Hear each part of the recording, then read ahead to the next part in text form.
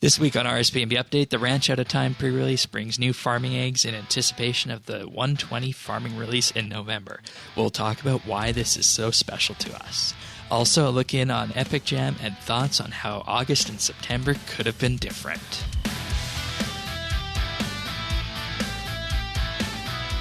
This is RSBANDB Update, episode 747, recorded Thursday, October 17th, 2019. Quit thy BRINE rat roll.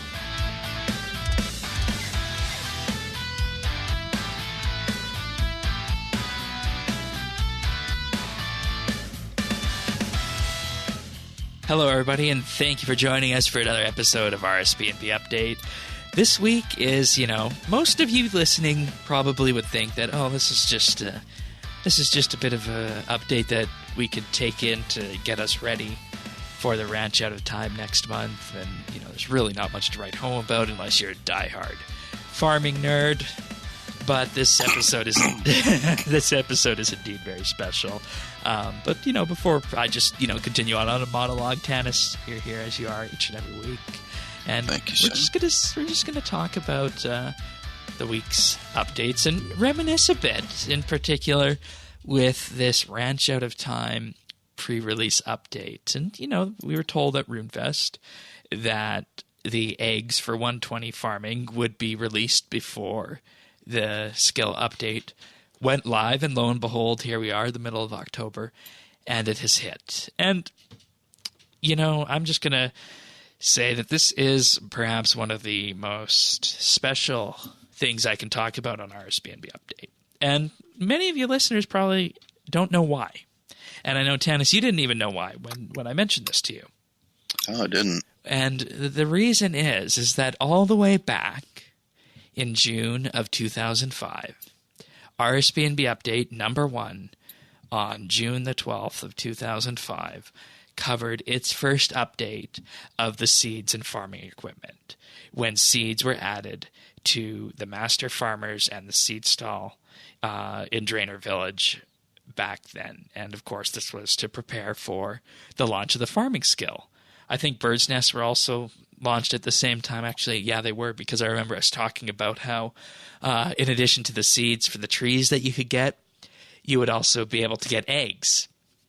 And for the longest time, these eggs just sat in our inventories, and we had no idea what they were for until, of course, summoning came around. And those eggs still don't have much to say that you get from those Bird's Nests. But, this is just a bit of a chance for me to reminisce on this and say that we started RSBANDB Update off with talking about farming pre-release content, in particular seeds, farming equipment, and Bird's Nests. And here we are, 14 years later, 14 and a half years later almost, talking about another farming pre-release that is adding eggs into game. So that was a little bit, I don't know, humbling, special, I guess you could say, because we're back to where we started. At least for me. Nostalgic, huh? Yeah. So what you can do with this is, when you're either Jadinko hunting, big game hunting, or participating in Slayer on Anachronia, you will have a chance to unlock an egg for one of the farming creatures that's coming out next month.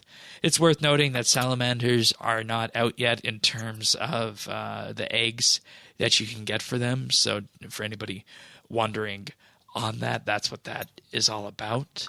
And these things are pretty rare. I will say that. I hunted around 250, 260 draconic Jadinkos on Anachronia, and I got one Jadinko egg. Oh. Uh-huh. Jeez. And you had to hunt Jadinkos for it? Yeah. But I said I'd never do it. But there's one thing that many people probably glossed over when Anachronia came out, is that the Jijinkos on Anachronia are already set up and ready to go. Yes, there are some that require Juju Hunter potions, right? But the rest of the Jidinkos don't even need their habitats set up. Well, that's a little bit less annoying, I guess. Right. And you see, that's the thing that we didn't really realize and wasn't really made a big deal of until it was talked about. with until it was talked about actually just this past week. I knew this going in, but I was, talking about this, and people were saying, I don't want to hunt Jadinkos. And I said, no, you just have to go hunt them. It's like hunting any other hunter creature. Well, I mean, but, okay, remember, like, a long, long time ago, like, back when I was first maxing, Jadinkos were the best hunting slot, method. Right, and that topped out at, like, between 180 and 200. Yeah. There's, that's just such a low rate nowadays to go and, I mean, especially because you had to, granted, there's less setup with this one, but, what a pain. Yeah. They were so slow. So, yeah, you don't need to set up the airhead, which means you don't need to set up the habitat. The only ones that need the Juju Hunter potion are the cannibal, aquatic, camouflaged, and draconic Jadinkos, and the plant you need to pour the hunter potion on is right there and ready to go if you want to hunt those ones. So yeah, well, and you should really only be doing draconic, right? I mean, the other ones don't even get you close to that 200, right? Right. Yeah. And, I wasn't really out for that, and let me tell you why. I went for the igneous Jadinkos. Do they have a higher drop rate or something? Of the eggs? No. The igneous Jadinkos, the vine they give, is what's used to make the Juju farming potion. Oh. So I stocked up on that too. Yeah, that's good thinking, I guess. And so for anybody who wants to do igneous Jadinkos, they're actually just right outside the base camp where the agility course starts. And so do you still use like the little plant trap? Yeah, you still use the plant trap. I put the hunter cape on, and I didn't notice much of a difference in terms of speed. Yeah, I'm not surprised. In terms of in terms of how quick the trap deploys. So I don't know if the marmoset plants are working with the hunter cape. Have you noticed a difference in what box traps? I haven't tried box traps, to be honest. Okay. So, and it's just, of course, if anybody wants to go hunt these, remember your hunter cape if you have that already. Draconic Jadinkos are south of base camp in the north part of the Bagrata Rex area. And with that, you just need a Juju Hunter Potion and away you go. So, Shane, was there anything in the post about can the tracker get these eggs?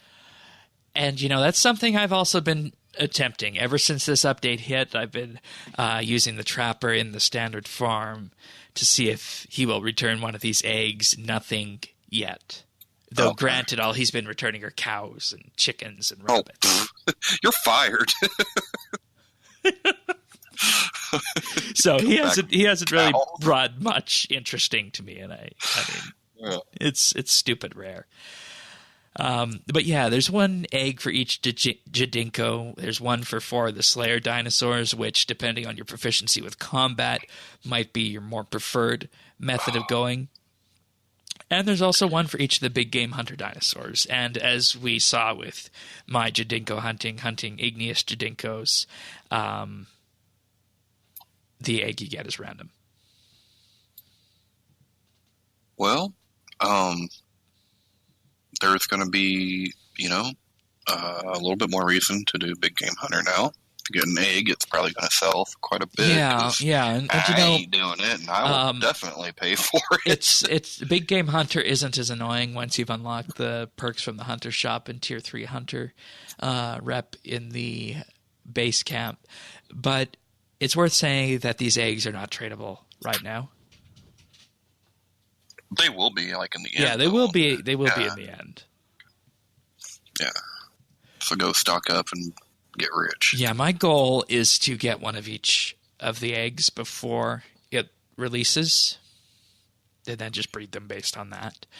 See, I won't know until people crunch the numbers, and then I'll know what the best setup is at that point. And see, the thing, I'm not really concerned about that because it is possible to, I think it's the good breeding trait. You can get the good breeding trait on your animals, and it has a higher chance of producing a different species.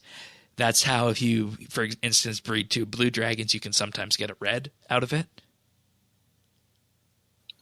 Huh. So it is possible to cross species based on that. And, also if you mix two different species together, it's going to be random which one you get. Okay. So, I mean, as long as you have a male and a female, you should be fine, at least in the early start. And, there is, of course, going to be materials from all of these things that are going to be in demand when 120 farming hits. And based on what I'm seeing here, the fact there's only 4 eggs from the 4 Slayer creatures that drop them, I would say that you're probably to best focus on the Jadinkos and the big game hunter dinosaurs, because that will handle 19 out of the 23 creatures that are launching. Yeah. In terms of the various styles of them. Well, and those Slayer creatures aren't. They're not something you can AFK. No. I was gonna say, like, it's not that they're too hard, but they're harder, and it's not like an easy mob. Whereas with Jadinko hunting, it's just lots of clicking. Yeah, I mean, you're right. And I mean, you don't need bait. You don't need the new swan. It's just a matter of standard old-fashioned hunting. So, I mean, I'm not the hunter expert, so there might be something I'm missing on this that can make me a little bit more efficient on this. But to me, I was having fairly good success rates with just my 99 hunter cape and the 5 marmoset plant traps. How long did it take you to get 200? A couple hours. Yeah. So it's not a huge amount, let's just say. There's one upshot of this, though. If you want to do the big game hunter side, the bait for these creatures is going to go up. Yeah, I could see that. Although, do you think that's going to bring more people into big game hunter, or just make it a little more profitable for It's going to make it a little bit more profitable because, I mean, we're at the point with Anachronia where the people who know how to do big game hunter and enjoyed it will go back. The people who have passed judgment on it already will just, move past it and find something else to do in the meantime, right? And, This can be a game of money, too. Whoever has the most money on launch will be able to pick up whatever dinosaurs they want. So yeah, and I'm hoping on rolling the dice and getting a male and a female, and if not, I hope some in our community will be nice enough to trade me. After the ordeal I went through with the dragons, I'll be buying it this time. What was your problem with getting the dragons on first day? and I would get them, but it took forever to get a male and a female. Yeah. Yeah. Definitely. And, every dragon that I have had in my POH or POF has just been started off based off of 2 that I got for breeding. Oh, wow. I started off with 2 blues, and I eventually picked up 2 blacks from someone who donated them to me, but the rest has just been based off of the 2 initial creatures that I got, and they mutated from there. See, at first I didn't know what I was doing, so I went and tried to get one of every color because I thought you'd have to do that to breed, for Royal, which I still don't have Royal. Whatever. Huh. Not even. I get 1 or 2 a week at this point. Do you? Yeah. Yeah, I don't have mine set up for that though. Like I said, okay. Traits and all that, it doesn't increase my bean count, so I don't really worry about it. Yeah. That I know of. I don't think it does. All right. And, these are pretty rare right now, so for anybody who wants to go collect these, I would say only do these if you're willing to put in a substantial amount of time into it right now. So, just keep that in mind. And, that's pretty much it on the big game hunter, or rather the Ranch Out of Time pre-release egg collecting.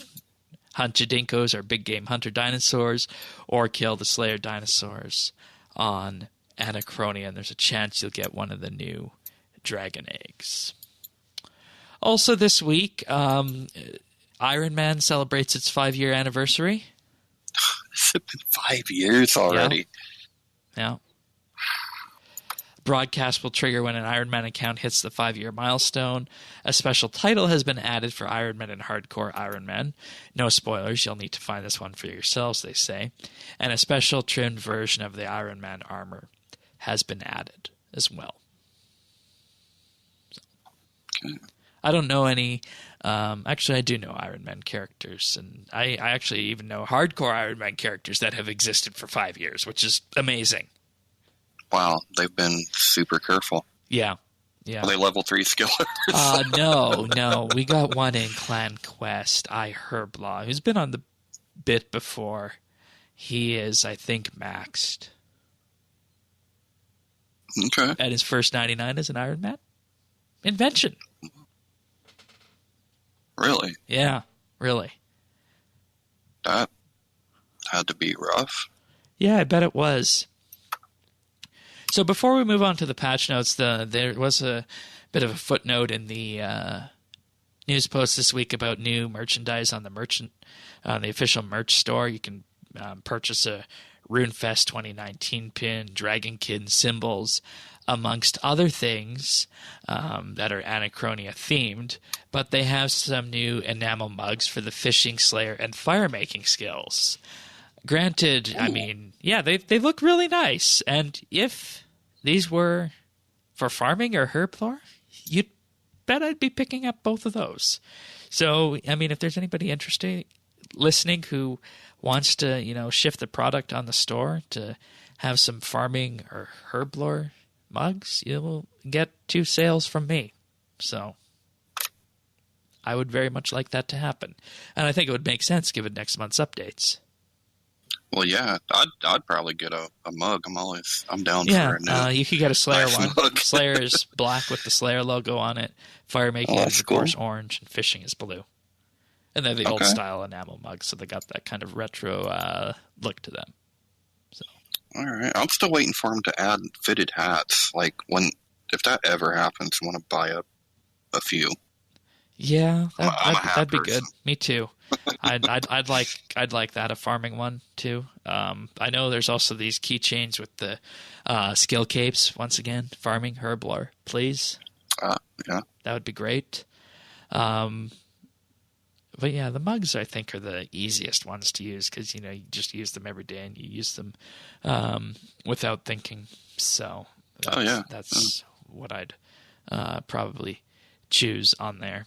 So let's see. Is there anything else new on here? You could get a printed map of Gielinor, 45 by 30 centimeters, or at the largest, 76 by 50 centimeters. Now I've got to do math.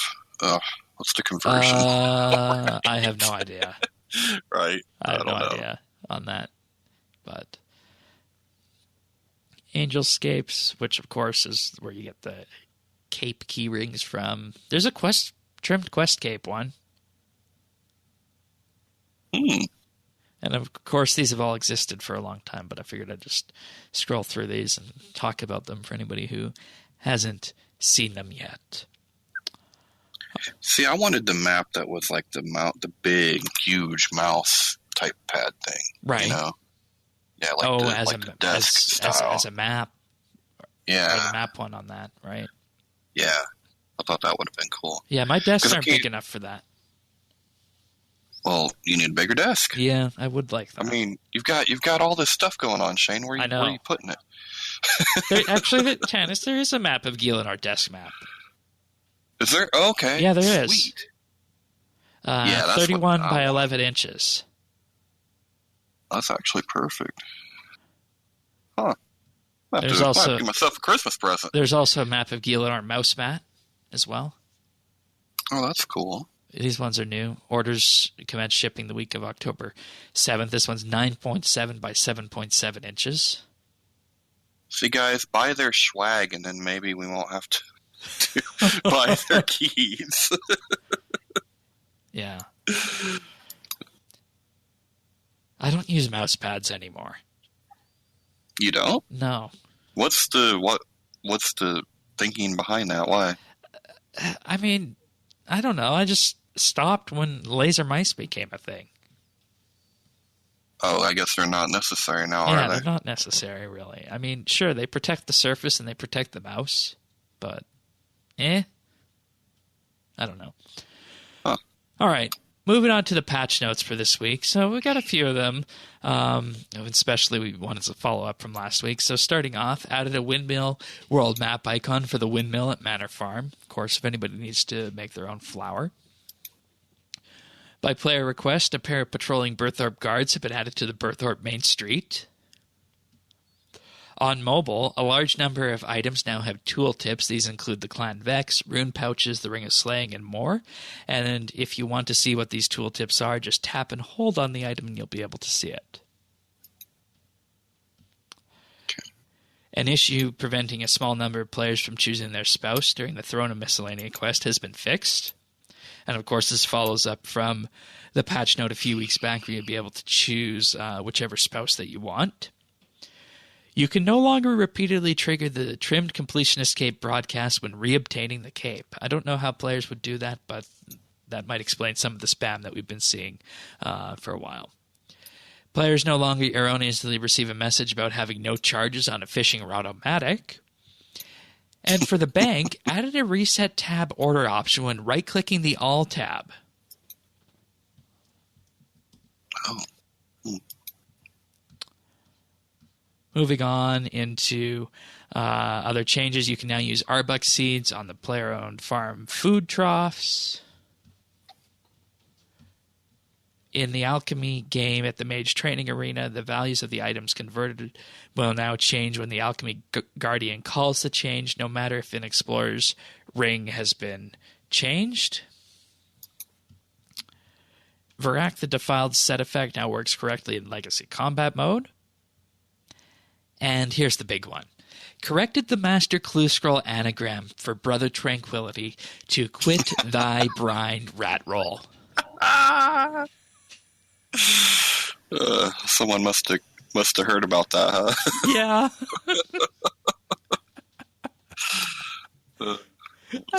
I mean that was a real funny discussion last week on the podcast. Yeah, it was pretty good. Apparently, Rebirth not ritually was what they thought worked, but we actually got one now that works. Quit thy brine rat roll, which has all the letters in it. Most importantly, has the Q. Yeah, most importantly. All right. Moving on. The buff bar font size scaling issue has now been tweaked to be a consistent size on the desktop. They're back to what it used to be. How do you feel about that? I mean, I guess I had gotten used to it. I liked the way it was. It was a little bit easier to read. And before they reverted, I thought. But. Yeah. And I mean, I don't want to beat too much on this horse here because I don't want to raise any expectations. But the fact there was a large font there shows that we can have larger fonts. Yeah. And I really I hope someday, man. That someday we get font and interface scaling. Yeah. Because it was nice to be able to just take a smaller glance. Usually I have to really, really look. Yeah. And it was a little bit less. To be fair, for anyone listening, Tannis uses a screen magnifier. Yeah. So, I mean, when fonts are bigger, that's in general a help to you. And I'm just glad it's not blurry anymore. Yeah, that's true. Updated the QBD warning message to match the recommended combat level on the beast interface entry, and updated the values for recommended combat levels for each boss on the beast interface. They were a bit too high previously, and everything has been scaled down a bit, I think, to take into account the way modern armor and whatnot works in-game. So I think that's good. It's good, but does it even have any meaning, because I look at that stuff and I'm like, but what does that really mean? I don't know. Maybe David would probably know, but I look at it and it doesn't mean anything to me. To be fair, they're just guidelines. Okay. Right? I mean... So I don't think there's that much of a So. And finally, family gauntlets from the family quest can now be enchanted once again. Oh, they couldn't be enchanted before for a while? No. Oh. Yeah. Oh, those are so useful. That's probably like one of the most useful quest items in the whole entire game. Oh, yeah, definitely. The goldsmithing ones or the smithing ones are really good for after the smithing rework. The cooking ones combined with the cooking cape means you'll never burn anything. Yeah, no. And what's the other one? Chaos ones. What do those do in this day and age? I don't know. I'm not sure I knew what they ever did. All I ever used was the smithing and cooking. Yeah, I know there's a third one. I don't even remember. They're Chaos Gauntlets. They provide a 10% damage boost to all bolt spells. Bolt spells? Uh-huh. Well, that's why we didn't know it. Huh? Okay. That's bottom of the bucket when it comes to today, really. Oh, bolt spells. Oh, so the, band of spells. Yeah. Okay. What is that, like a 40, 50 range? It's got to be fairly low. Very low. Very low. Yeah. Ugh. Okay. The smelting gauntlets, after Family Crest, when worn, smelted bars go directly to the metal bank. And it gives you 60. Uh-huh. At a pop. Yeah, it's so beautiful. Yeah. And the best part is if you have the smithing elite outfit or the mining elite outfit, they count. Yeah, I'm pretty sure they do for the sous chef as well. Yeah, they do. So, isn't it nice living in an era when we have nice things? It is. I was thinking the same thing. I'm like, huh. It's everything like this that, people say, why don't you try old school? It's like, okay, but there's the interface, there's all the modern creature conveniences, and then there's all these modern actual gameplay conveniences as well. Yeah, it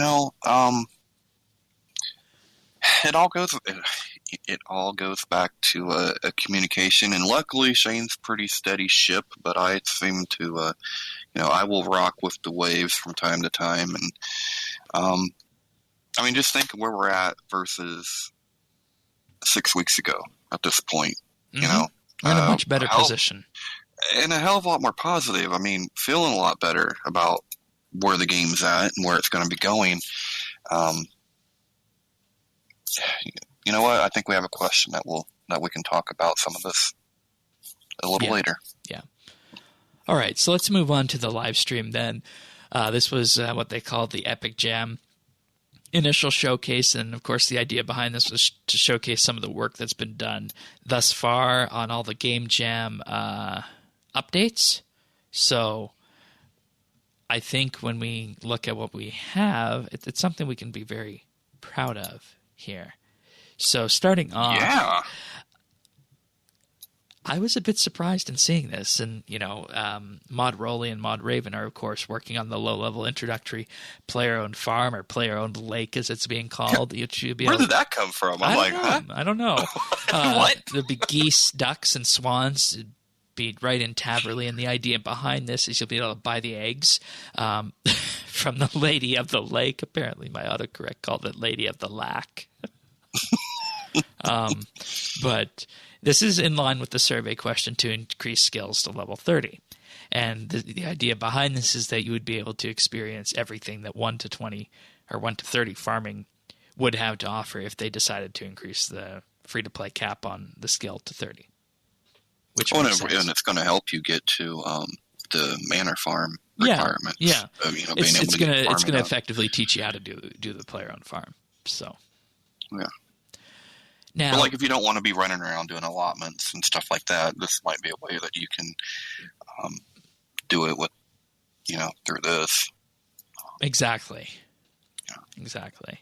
So, looking at this, Mod Rolly also came on stream and talked about the design for Elemental Workshop 5, 6, and 7. Yeah, because 5 isn't enough. Yeah, and there's one good thing that came from this. He said that the puzzle ceiling that they did with Elemental Workshop 3 would be as hard as it gets. I mean, good. Because 4 was easier than 3. But 3 was stupid. Yeah. Like, it was just stupid. Like, even with the guide, it took an hour. And the idea behind this is you'll be able to have Astral and Nature Runes in Elemental Workshop 5, Law and Death in Elemental Workshop 6, and Blood and Soul in Elemental Workshop 7. So the idea is to eventually complete it and not have to drag it out year after year on this front. So there was no video to show on Elemental Workshop side, just because it's they're effectively in the design phase for this right now. There would be 2 different puzzles in each quest, one for each type of rune, and the goal of this in finishing the quest series would be to make the Elemental Workshop armor set be worth something, so that there's a reason you'd want to use it at each of the various levels out there. I was thinking it should maybe half or some elemental damage, something like that. Oh, that might be interesting.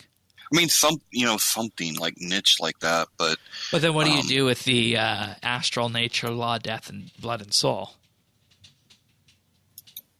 I don't know. I don't know either. But maybe have a staff. But I mean, the idea that he wants to do with this is he wants to get all the puzzle designs done in the game jam. That way, then it's just a question of implementing the quest at a later date. Well, I mean, I'm happy for you, Shane, and I feel very, very, very sorry for myself. I knew talking about it would eventually make something happen. Just if granted, I don't even know if any of these people have heard any of this, but just the fact we've been talking about it a lot gets it back into the public sphere.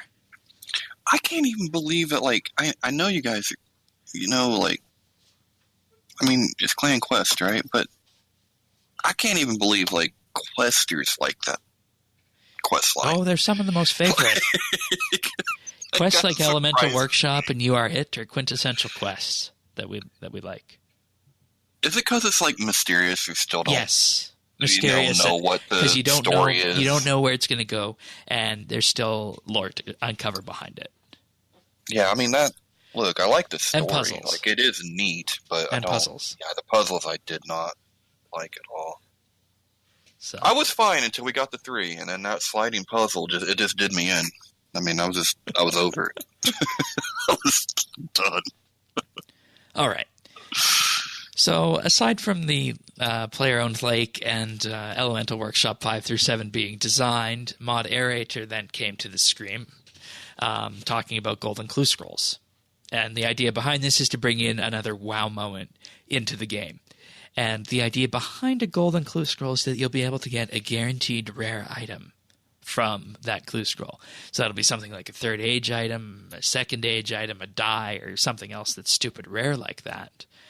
And to situate everyone about this, these clue scrolls will be very, very rare, and that's the sense that was conveyed on live stream with this, is that they're going to be effectively be stupid rare on this. And, one of the other things with this is that it's going to be not as rare as a Hazelmere's, but more rare than Orlando Smith's hat, which, itself is pretty rare. I'd be fine if it was as rare as the Hazelmere's. Look, I don't do clues and stuff, but that is something that has been a steady market for a really, really long time, and I wouldn't want that to get shaken up too much, with diets and stuff like that. No, and I think they got this all covered and well, right? Yeah, I mean, I have to, I just have to hope and believe that, Mod Timbo is on top of it and he ain't going to let something go through that shouldn't. Yeah, that shouldn't. And, I mean, I think as long as they err on the side of more rare rather than,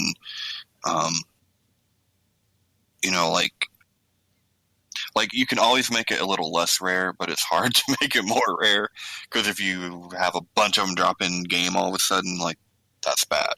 So I like what they did with the Hazel mirrors, you know what I mean? Like, it was really, really, really rare, but it ended up being a little too much. If I toned it down just a tiny bit, I think that's the way you go.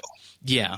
And, every clue scroll that you get will have a chance to upgrade to a golden clue. It'll start off being super rare and easy and get a little bit less rare as the rarity of clue scroll gets up.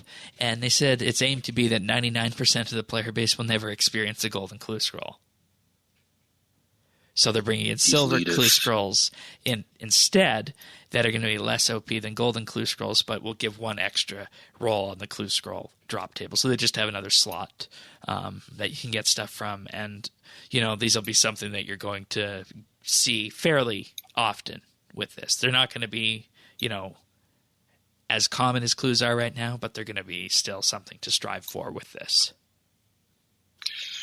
Yeah, I thought that stuff was a little confusing of how that all, like how they morph into the other things. Like I didn't quite understand all of that. But. Yeah, and I mean, this is still, in the, I guess it's implemented, but I mean, we haven't received all the full details on it. But, I think that it will work at the end because it's just a question of, effectively subbing out one of the clue scrolls on there. So it's not something I'm personally worried about.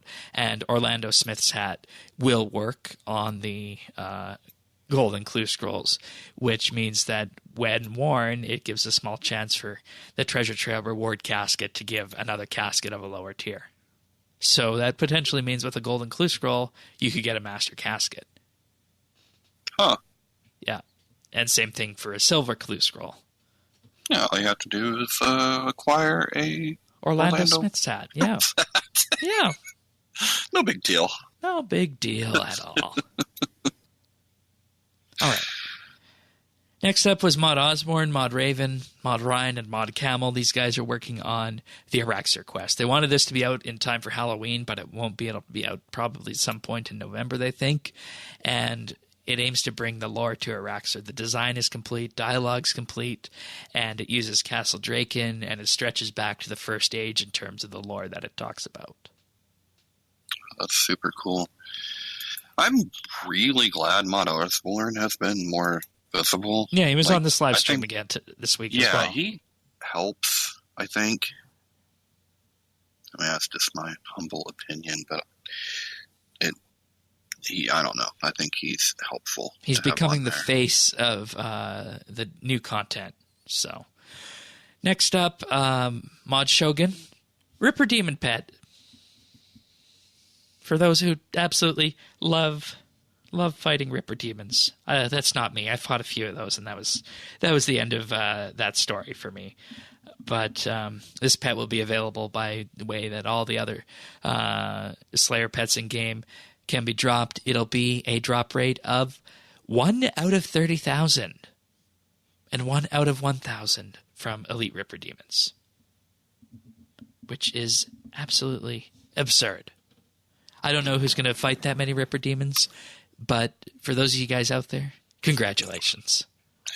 People that can do them and have them down don't seem to mind, but oh man, they're hard. I'll never own it. Yeah, they're very difficult. I mean, people, like I said, people that have it down they're fine with it, but yeah. Ugh. It'll also be able to, of course, override all the other pets, so it has attack animations and whatnot with it too. Oh, that's cool. Yeah. Mod Shogun's also working on improving elite NPCs in terms of vastly increasing the XP they give and the drops that they give. Drops will come from a specific elite monster table, and then they'll also have a 100% chance to get a drop from the rare drop table as well. They're in the design They're just prototype now figuring phase. that out? Yeah. Yeah. How long have we had these now? Years. Years, and they've never been worth it. Like, they've just never really been worth the hassle of fighting them. Yeah. Well, I'm glad they're making some changes. That's good. Because it's just like yawn whenever you see one of those Elite Abyssal Demons, for example. Yeah, well, for sure. Yeah. Stone Spirits, the work is done on Stone Spirits in terms of the actual dev work. They're going to put out a dev blog on this hopefully next week and then ship the update. That came out of nowhere. That came out of nowhere, didn't it? What fix are they doing with that? I don't know. We will find out soon. Boy. We know they've been useless ever since the MNS rework. Well, they didn't come until then. Yeah. So they have basically been useless their whole existence. Their whole life has been useless. I hope they go something to the effect that we talked about where they factor into making salvage and whatnot. Yeah, I would hope so. Or amping up smithing in some way. Yeah, smithing is still really slow, dude. I like it better. I still stand behind everything they did with the smithing, but it is much slower. Like, that is a thing. That is real. All right. Then they took a bit of a brief detour and they talked about the bounty board, and this is a new thing that they brought in, and they said there's certain things that come from social media or just things in general that can benefit the game that they want to work on, and they just didn't have the time in the schedule to work on them. So devs can ultimately have a choice of working on bounty projects rather than their personal passion projects, and the goal of this is to get more updates to the players that they want, and in return for doing one of these projects on the bounty board, the devs will get something in return internally.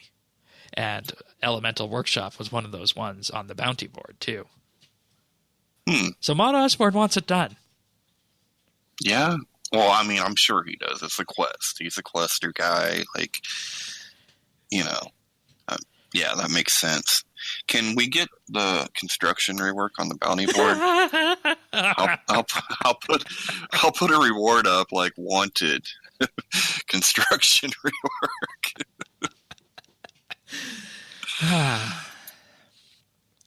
And see, this is good because it allows us and other community members to push for certain updates, and if it generates enough talk behind it and we keep talking about it, it will probably make its way to the bounty board.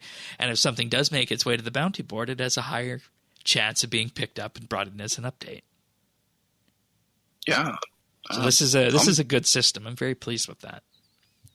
Mm-hmm. Mod Days made an update to skill pets that will now show the drop or the amount of XP you had or the kill count when you get them. That's going to be infuriating to watch. When you get them? Yeah. See, that's cool. I love that. So you're gonna see that my skill peer on the other account got the farming skill pet at 97 farming, if that was in place. I guess you have to start another account now. But then you're going to also have people who are, north of many hundreds of millions of XP dry before getting it. So that's going to be time we shed a tear. Yes. And, of course, Mod Shawnee working on skilling offhands. But he's also extended the legendary. He's also changed the way legendary pet beast of burden features are extended. Boy, that's a mouthful. What? What does that mean? Previously, you would have to use the pouch on the legendary pet. Now you can just click it from within your inventory. And it will extend the time on it. Oh, sweet. Oh, that's great. That's cool. Good deal. Also, he brought in a broadcast for when people accept the Virago challenge, because at times when you're fighting Virago will issue a challenge and you don't know if your teammates have accepted it. So that's a bit of a QLL update.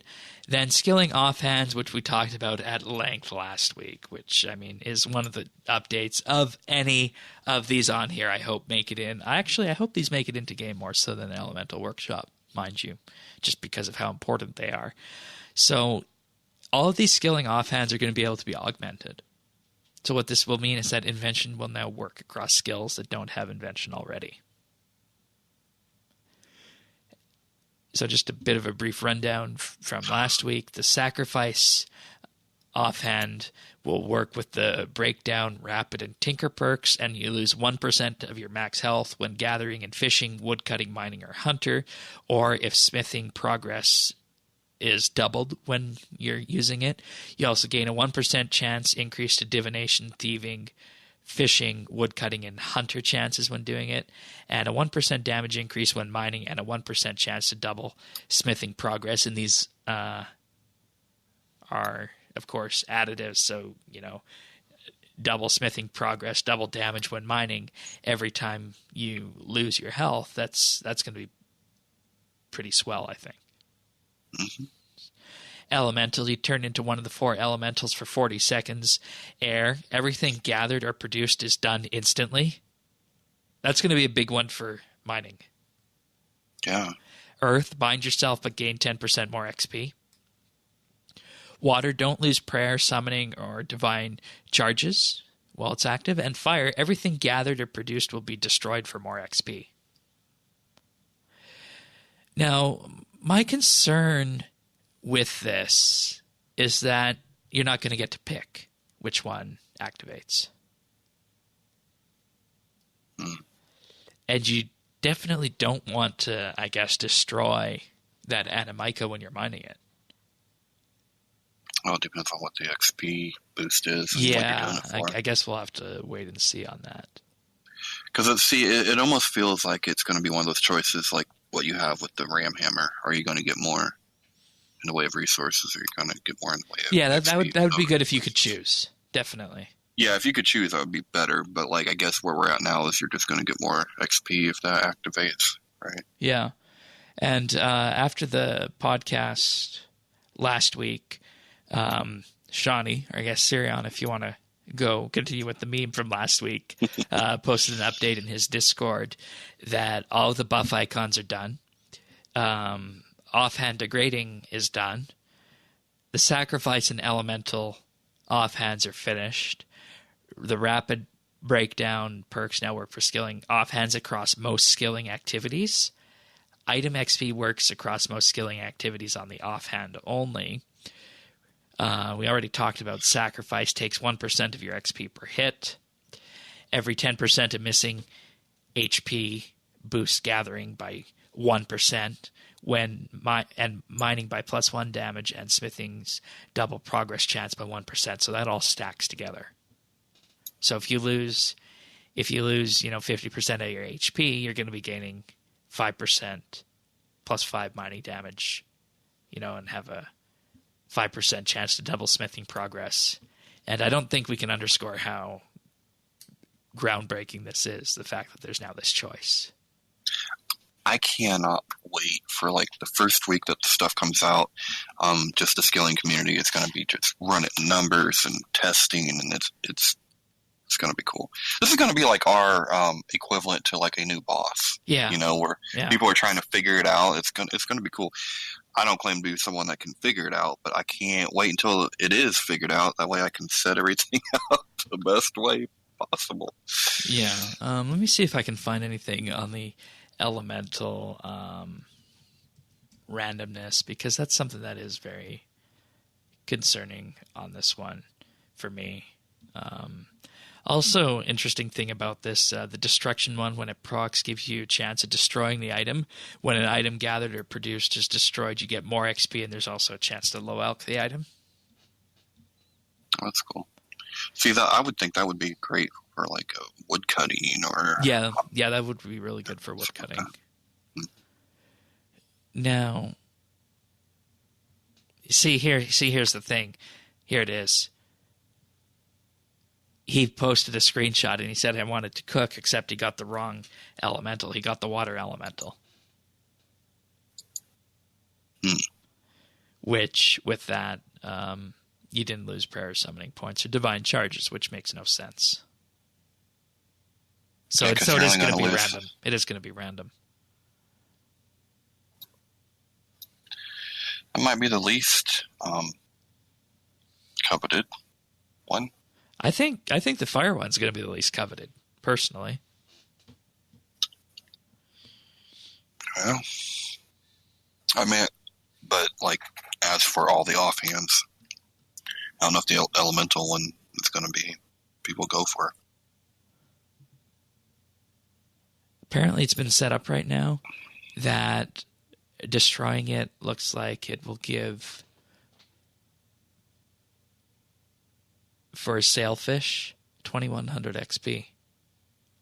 This is of course preliminary. 2100 XP when it got destroyed. Okay, maybe the fire one will make sense. Especially if you're just going for pure XP. Well, yeah, and we kind of have that, like, think about what's the perk that you put it on your tinderbox if you're doing bonfire, throw the whole inventory. Yeah. I mean, wonder if it would work with that. That'd be interesting. Someone asked about making elder overloads, and if the fire one procs, he said skilling should be about paying attention as well. So if that procs, ouch. So that's the way it's intended to be. Yeah, that's cool. I mean, I'm not sure I guess it's your choice if you put it on there, but skillers worrying about dying, probably not going to go well. Yeah, I agree. And also, the Sliske's endgame set that you get from the end of that quest will be augmented. Yes. Oh, that's cool. That yeah. It's going to be augmentable. I still have it and still use it. Yeah, I should be using it. I should be. I don't... Yeah, you should have had it out there with you Jadine hunting there, buddy. Oh. What does it give me for Hunter? I think it helps set it's something to do with the traps. Let me see that. Sliske's endgame set. See, I use it when I'm farming because it makes sense to use it, because if herbs die, you actually get something from it, right? Oh, that I didn't even know. Yeah. Oh, I should have that with me when I'm farming too. I'll have to add that to my preset. Yeah, definitely.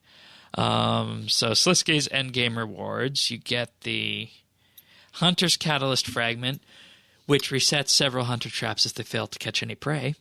Yeah, that's the Runecrafter's one halves the degradation rate of runecrafting pouches, and the farming one allows dead herbs to be picked for farming XP. Oh, okay. Yeah. Well, there you go. And you can combine them all into one big combined catalyst fragment as well. For anybody didn't realize that either. Jeez. Yeah. Where have I been? I don't know. I think when I got done with that quest, I was just like, we're done. Okay, great. Yay. I mean, I knew the hunter part because that's the only time I've really used it, but I didn't realize the farming, or that you could combine them. Oh, that could have made my Jadinko hunting so much easier. It resets marmoset traps. Yeah, that probably would have helped. Well, now you know. Yeah. Yeah. Okay. Good to know. And that was it for the live stream this week. I don't know why I forgot about that. Because we tried to put that out of our mind when we got through it. It was rough. There's also the Ring of Whispers that gives a +3% or +3 boost to gathering skills, which I knew about that one. Yeah. And the Necklace of Shadows stops familiars draining summoning points after they've initially been summoned. And there is a set effect called Manifested Knowledge that will, when training, give you a random chance to spawn a wisp near the players every 4 minutes and last for 1 minute before disappearing, and it'll give you XP. Yeah, it's kind of annoying, though. But yes. Why is it annoying? It's just like a Saren thing. It's not very much okay. XP. All right, fair enough. Oh, sorry, it provides bonus XP. Makes it a little bit better because at least if you got your portable fix, you can cash it in for something that you want later. But it's kind of hard though because like you typically use them while you're gathering, but if you're gathering, you're probably not at 100% attention. Yeah, so I agree. You miss them a lot. You know what I mean? All right. Well, let's move on to our questions. Before we do that, I just want to thank our wonderful Patreon supporters for the week. There are a lot of you to thank this week, so thank you very much. In particular, Arvids L., Brock H., Cass, a newcomer, Christian S., welcome, Darren L., Diana, Jason S., Kyle, Logan H., Rippeth, Sam W., Tom V., and Zez. Thank you, all of you, for your support of RSBANDB Update. It truly does mean the world to us. And if you want to find out more about our Patreon service, you can go to patreon.com/RSBANDB. There, for as little as $1 a month, you get access to our entire back catalog of monthly bits. You get a mention in the show notes, you get early access to the show notes, and you get to vote for topics that we're going to be featuring on the monthly bit. This month, we have the choices of a look at RuneScape's microtransactions, a look at old school, or an interview with a professional game developer, aka Sirion. So all of that is available at the $1 tier. If you want to go up to $3, you get a special VIP rank on Discord and access to high-quality stereo AAC versions of the show.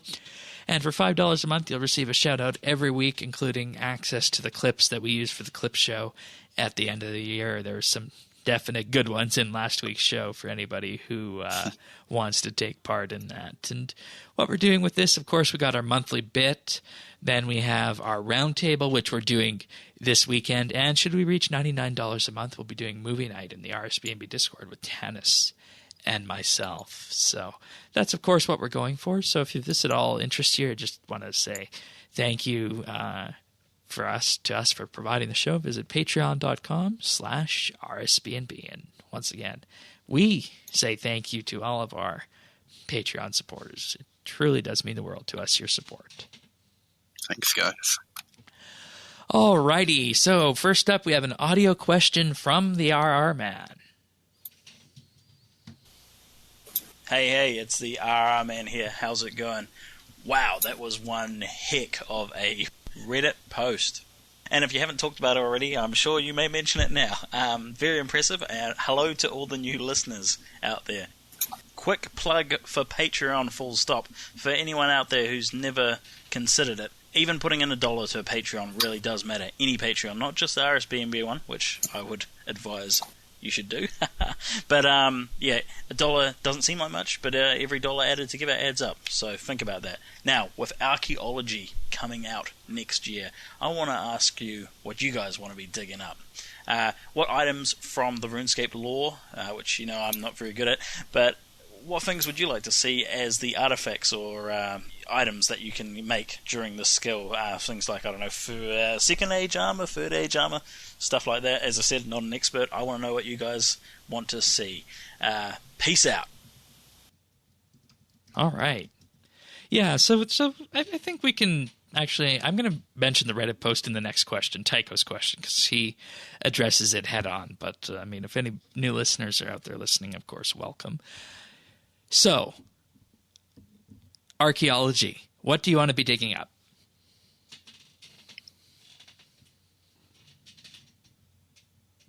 Holy shit! I just got a pet. Okay. What? What did you get? I just got a pet, dude. Wallace. Who's that? Must be defense. I'm guessing. Okay. Sorry, dude. I was like, I looked down. Well, I mean, it's okay to be distracted by a skill pet drop. Yeah, like, oh, cool. Wow. All right. Well, while you're composing yourself, I'll say that I'd like to learn more about all the Elder artifacts. And, you know, granted, we have seen some of the Elder artifacts, but in particular, there are a few that we haven't seen. The Codex, the Template, and the Hammer. And, you know, there's other ones as well that we could learn a little bit more about. For instance, there's the blade, Gothix's sword, that was initially shattered. It would be very fun to learn a bit more about that, I think. And of course, you know, I think we know the most about the Stone of Jazz and the Needle, right? But I think that there's these three Elder artifacts that we really don't know that much about.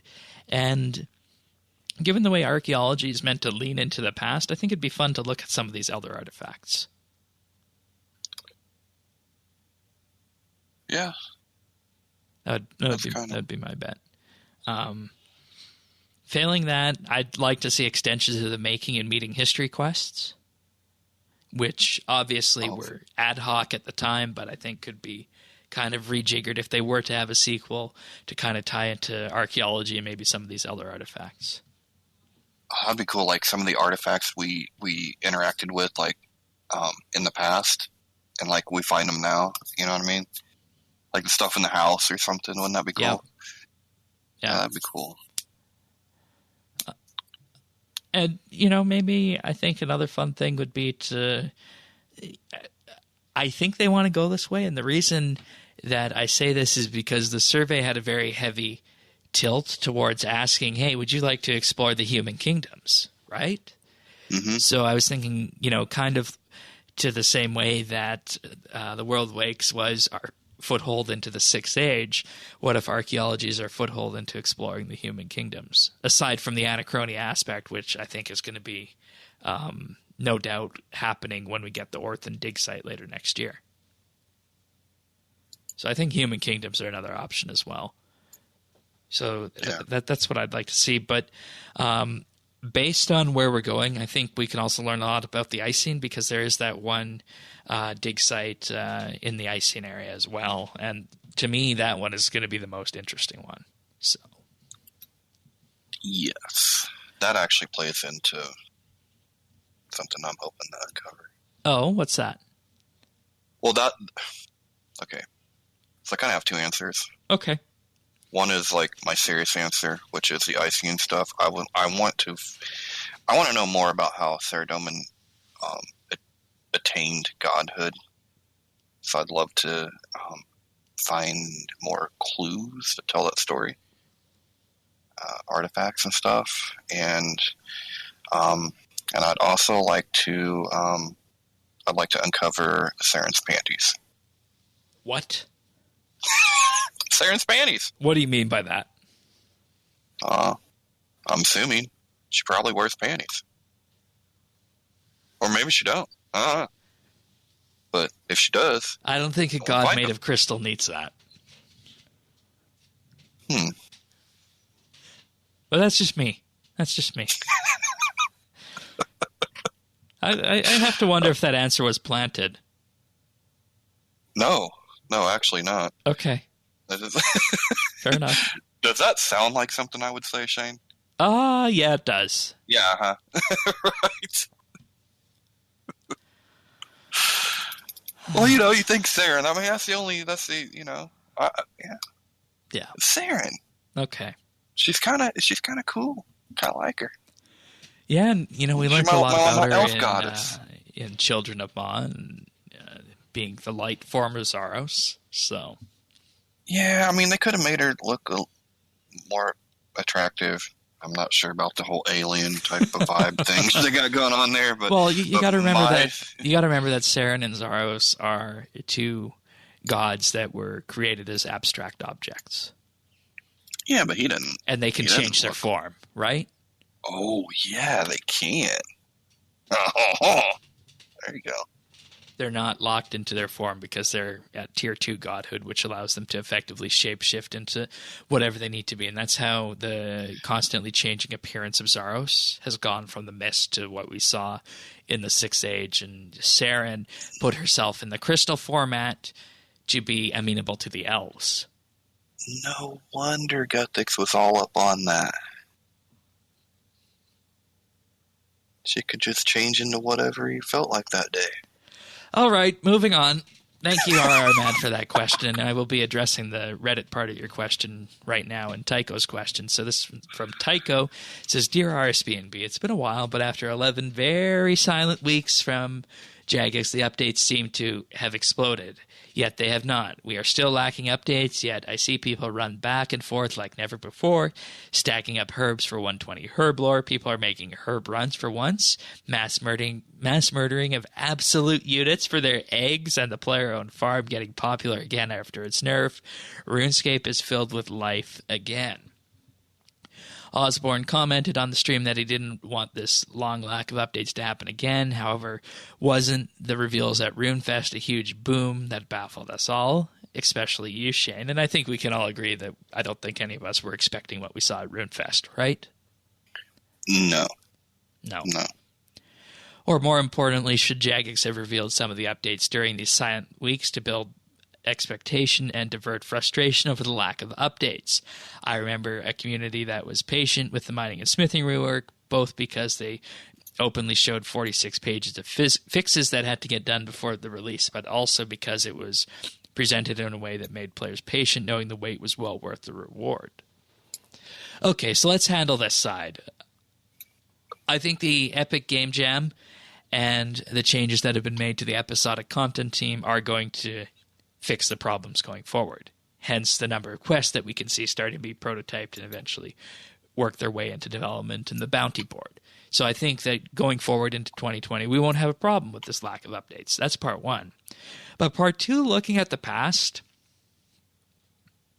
I don't know. You can tell me how you feel about this, but I feel we wouldn't have had as big of a bang if they would have come out on a live stream, say at the beginning of September, and said that farming is going to 120 and Herblore is going to 120. And you wouldn't have the amount of shock and surprise about it.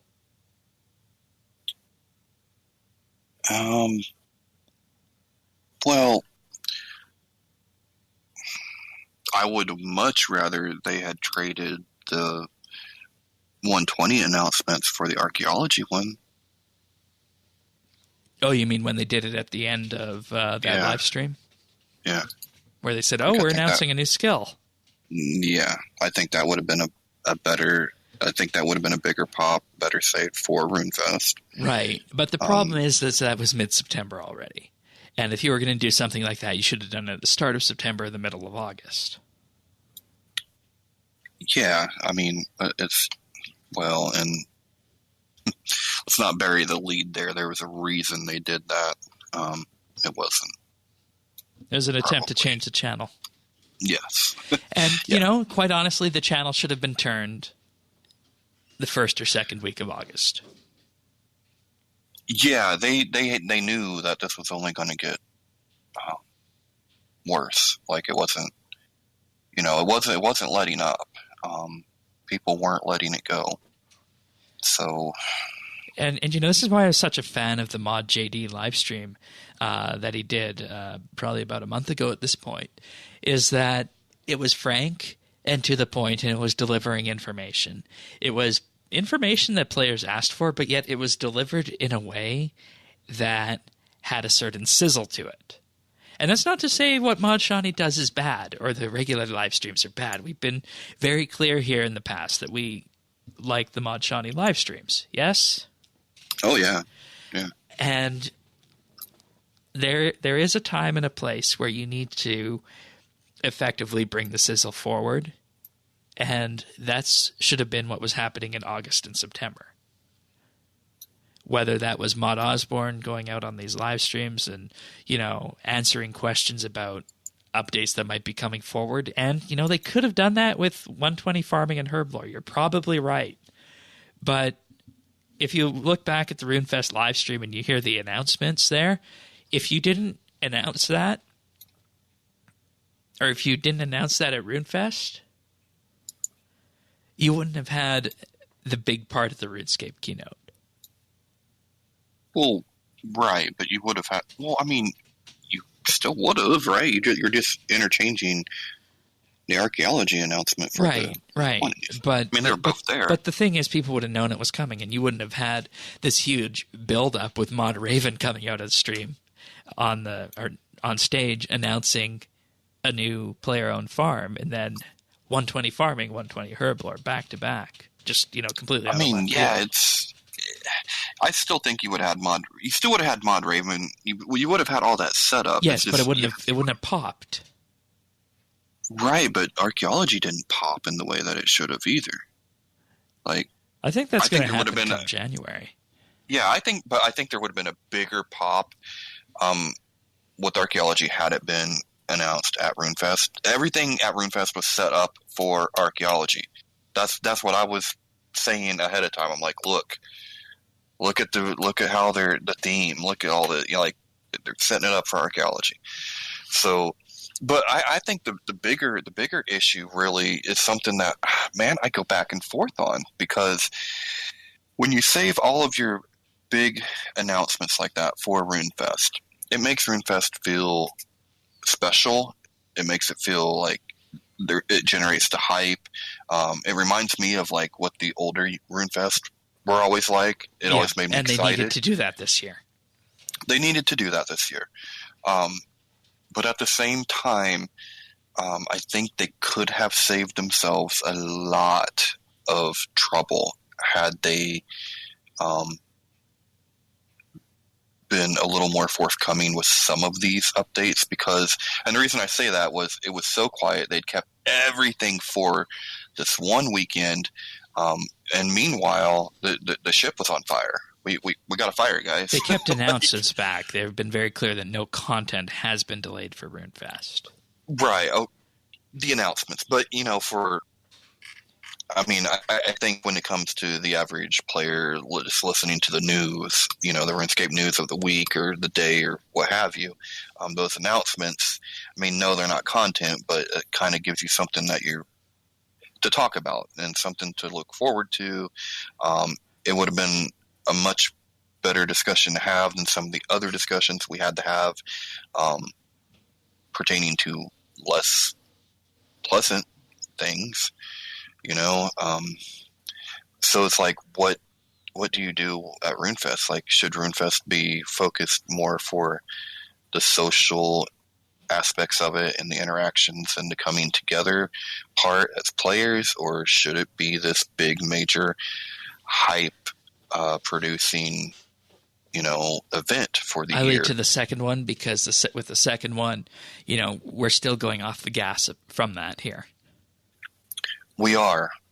And the only reason that I kind of go back and forth is because I feel like that drought that we had could have been somewhat negated with a few of these announcements.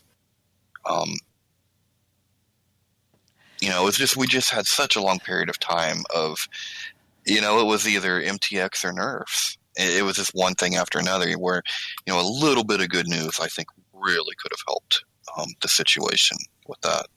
It all comes down to messaging. And this entire time you've been talking about this, I've been trying to think of something that has come out in August and September that could have been retailored to have been talked about and drawn the discussion away, and I can't come up with anything. Yeah, because they didn't. People don't like to hear this. People don't like to hear this. But in this day and age, you need to drive a news cycle in order to get good PR. Especially with social media. That's the way it has to be. And you can't let stuff fester. And if you're not driving that news cycle and you're letting other people drive that news cycle, you are losing. Well, it's going. And that's what happened with MTX. Fester. It's going to continue to fester. And look, granted, there's legitimate arguments with that, and there's legitimate discussions to be making, and I think there's a place to do that. But it just drug on and on and on and on and on. You know what I mean? And so it had a detrimental effect. Here's what I would have done. And, obviously this would require many talking heads to agree on this, and you would have had to do this in September, and you would have had to move real quickly on it, and I don't know if you're able to move real quickly on it. I would have got together the heads of social, so Mod JD, I would have got together the heads of monetization, whoever that is that handles the treasure hunter side, and I would have got Mod Osborne all here together, and I would have said, okay, people are complaining about this, people are talking about this, people want some kind of statement on this. Let's do this. Let's go out to the players and say, hey, you guys don't like this, but let's show them a picture of what it could look like if we really did want to effectively double down on microtransactions so that we were bringing in peak profit. What would those things look like? And we could say, we don't want to do this, and we're not going to do this. And what you would do is you would do a live stream. You would promote it heavily in all the different places, and you would get it to the point that it was very graphical, to the point that the RuneFest live keynote was very graphical. You would put big red X's through the things that you didn't like, showing how what we're doing right now is, not the peak microtransactions, because you and I both know if they wanted to, they could be running smoldering lamps and volcanic lamps every other week if they really wanted to. That's true. They could. Yeah, no, I think the only thing, I think that would have just incited more. But then you also get the content team on there and said, okay, you guys don't like that. We're going to try Rune Pass again, and you guys can have a choice. We can do it the way we've been doing it, or we can have a 2-week suspension on microtransactions, try Rune Pass again with some kind of cosmetic set. And, granted, this requires there to be some kind of cosmetic set to release. I don't know if there was. And content team, what are you guys doing to make things better? You would have come out with Maud Osborne. You would have had a live Q&A with him about the drought of content and how that's going to be fixed going forward. And you would showcase some of the updates that are coming forward. You probably wouldn't want to tease archaeology or 120 farming, but you could go into other things about, say, for example, the bounty board, for example. That would be good. I don't think you're going to get the, to me, that's the stick approach, right? That's beat you over. No, it's not. Well, because I'm not talking about any kind of live stream where you have people sitting on the couches. There is in the Jagex atrium an area where they can give presentations that can easily hold upwards of 300 people. You get people in there. And you have people, of course, giving their presentations on stage. And, this is going to sound a bit shallow for saying it, but you've talked to pretty much everybody who has come in on a studio tour in the last 18 months to Jagex, because they do these things. And you fly them all in, and you get people who are going to be on both sides of the equation, and you get the entire room cheering, and you live stream that to Twitch, you live stream that to Twitter, you live stream that to Reddit. You do this the second week of September, and that changes the channel. Right. I don't think it's a good look for them to say, this is what we could do, so get off our ass, because it could be a lot worse. What I would do with that is, you can do the same thing, Shane, like the exact same thing, by using other companies as models. Be like, look at what EA is doing. Now, we could take it to that level, but we don't want to do that as a company. And as that, we don't. You get into various things like corporate libel doing that.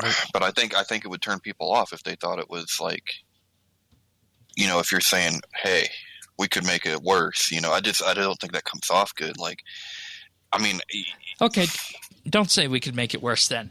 Just say this is the baseline of where we're at in 16, 17, 18 with microtransactions, and show it going down. Because, if you look at the financial reports, microtransaction revenue has gone down over the last couple of years. And we are making progress to ramping down microtransactions. There's other things we could try, like Rune Pass. I think people are generally reasonable, right? I think you can come out, you can be honest, and have a conversation with the community and have a back and forth. One thing that I try not to do is I try to always have worked out at least an idea of a solution before you go tearing something down. And so, I feel like they could have come out and they can say, hey, we have these marks that we have to meet financially. That's what we have to do. We have to make these certain marks. Sure, we'd love to go over them, but we have to make these marks. Now, we know you don't like the randomness in Treasure Hunter. What are some of your suggestions? Solicit that feedback and work together to see. Now, granted, look, you're going to have a large percentage that's we don't want any of it. Yeah, there's nothing you can do about that. But I think a lot of other people would say, look, okay, they do need to hit their marks. We understand that. let's work together. Maybe that is a Rune Pass model. Maybe that's, some other model. And you could do the same thing like what you're talking about, get them all in a room, and you're going to have a big pop when people start, collaborating. And now people have a sense of ownership over it as well. And see, the thing is, I'm not even concerned if this would net any actual benefits for it. The main thing you got to do is change the channel. Yeah. Because, I mean, asking players for feedback on monetization isn't something a company should do. But, I mean, if you really wanted to change the channel, asking players about it would be the Jagex thing to do in terms of, having what would be the equivalent of an inquiry in government where you hear from all stakeholders, including the players, including the company people, including game industry experts, including legal, that kind of thing. That would be an unprecedented thing to do, and with the knowledge that, it's going forward, there's going to be the community champions who are going to keep talking about it, that would change the channel of not doing anything, and it would effectively have given them something to talk about. But the downside about doing this, what you and I are talking about here, do you realize what that would be? No. What's that? The biggest story of the year would be about RuneScape's microtransactions. But it could be the biggest story of how Jagex is leading the charge in changing the current dynamic in microtransactions by working with their players. The only company in the whole world that is doing that. They're doing that. So, yeah, it could be that story, but you could make it one hell of a good story. And you would need the community spin doctors to do it, as well as the video game reporting industry well. But if the community together helps to come up with whatever the solution is going to be, we're all going to have a sense of ownership in that, and we're gonna want that to succeed. And we can't blame a nameless, faceless corporation. We'll say, hey, we have part of this too. Yeah, we have skin in the game too. I don't know. I'm an inclusive type person. I'm always trying to figure out a way to get people a seat at the table. But could you imagine that? Could you imagine if Jagex took the headlines by saying, "Hey, we know the current model in the gaming industry is microtransactions and milk the shit out of the players as much as you can and make it random and make it loot boxes. Worth doing something different. We're going to work with our community." Like, it could light a fire, dude. Like, I don't know. I guess that's where I'm at on it. Yeah, and I mean, it would be a huge risk to take too, in that I don't know if the people who talk about RuneScape would pick it up enough and not find it cynical in terms of that. Like, I'm speaking of the inner community. Yeah. Granted, the video game industry would pick it up, but the main focus here has to be the inner community, the core community, and my question is, would they find it cynical? And if they found it cynical, it might not be a wise idea to do. And aside from this thing of, blowing the gates open, just making a huge splash, I don't know of any other way they could have changed the channel in that time period. Look, I mean, you might be right. I'm not going to lie. It's idealistic.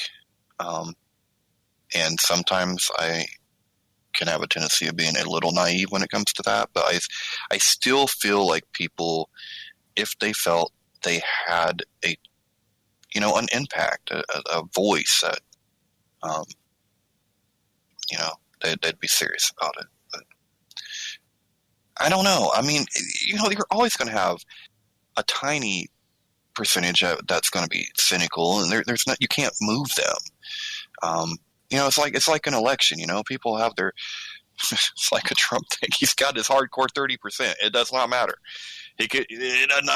Nothing matters. Those people, it does not matter. But there's 70% out there that are reasonable. and would be willing to listen. Yeah. You know? I don't know. I mean, and see, the thing that I want to underscore with this, it's not, necessarily a case of trying to solve this with a couple of quick actions. It's just a question of can we talk about something else, and can we drive the discussion rather than letting the community drive the discussion? And in that way, maybe all that would have been needed would have been a bit of transparency. Yeah, well, it goes back to what we talk about on this show. I mean, week after week after week, and it's the messaging, it's the communication. It's all those things that I think we can say objectively Jagex does struggle with, and just need to hire us sometime. No, I'm kidding. But I mean, they do struggle with that, and that's what we're talking about here. Was like, what was the messaging with this? Could they have done something different? And could it have been a better job? And I absolutely think yes. It could have been, whether that is like going more your route or more my route. Either way, it would have been better than I think what was done. So. All right, let's move on into the next part then. So. Focusing on this, there's also some activity in RSBANDB's YouTube channel from an unexpected source, Reddit. Can we expect some kind of activity or presence of the podcast in this area in the future, even if it is a small one? As a wise ceredominist once said, the light is strongest in the darkest of places. Absolutely. Yeah, and there's still a very simple answer to this one, is that I have my sources the way I do things around here on the show. I am overjoyed of anybody who wants to listen to us, but I mean, if there is something that does draw our attention or that should warrant attention on Reddit from the both of us, the simplest way of doing that is to have our content shared there, whether it be a full episode or the nibbles that come out in the middle of the week. There we go. That's yeah. I mean, we saw the thread and we both jumped on and we both said hello and we went to go say hi and how are things doing and whatnot, right? Oh, so. It really made me feel good about what we do. It was something I didn't expect because a lot of times you don't see a lot of positive stories. So, I mean, that was indeed surprising. And it was, in general, net positive. The actual post was actually gilded, too, which was amazing. Credit to Raji for posting that. For those who don't know, Raji, the guy who posted that, was one of our listeners and bot correspondence from years ago when we had the bot problems in RS2 as it was then, and we had constant chat with him about what was actually happening there. So he's a friend of the podcast, been around and still listens to it. So see, that's awesome. Yeah, I mean, I look, I think I use Reddit like a lot of people do, which is to kind of look around, kind of try to gauge what the feelings are out there. But I also think that there's a large group of people that look at it but aren't necessarily posting on it. Yes. And I think that's important to remember that, sometimes, and the same thing used to happen like in the RuneScape forums, right? Like it would be like really loud, really angry people that would make really long posts, right?